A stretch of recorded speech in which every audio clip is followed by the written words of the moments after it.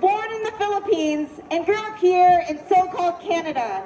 I was taught that this was a peacekeeping nation, but I learned that this was a lie built on the genocide of indigenous peoples. This genocide continues through the Canadian mining industry, which is also responsible for widespread environmental destruction, human rights abuses, and conflicts with indigenous communities in the Philippines, targeted for its vast, rich mineral resources. Shame! Canadian mining companies own 15% of mining projects in the Philippines, some of which have been based on the island of Mindoro, a site of intensifying militarization and land grabbing. On New Year's Day this year, the Philippines military bombed Mindoro, killed 3 indigenous children and 2 youth, displaced hundreds of families from their homes, and forced communities into hunger. Shame! Shame! Shame!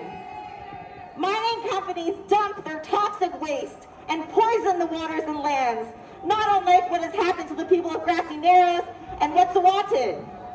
The Philippines is considered one of the most dangerous places in the world for land defenders, who face violence, surveillance, and red tagging that criminalizes activism by labeling it as terrorism.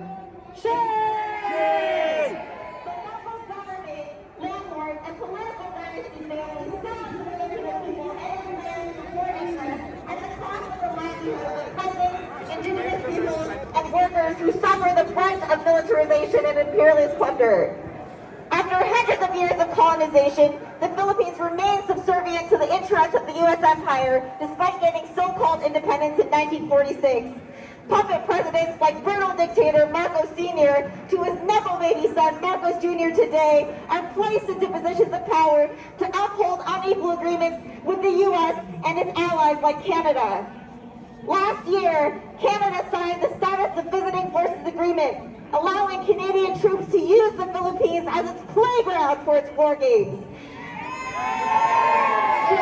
This agreement will also no doubt expand Canadian mining operations that will exploit the Philippines' natural resources for its own benefit, while the Filipino masses suffer.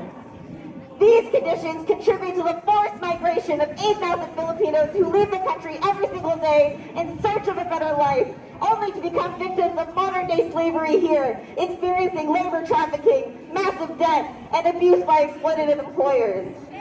Shame!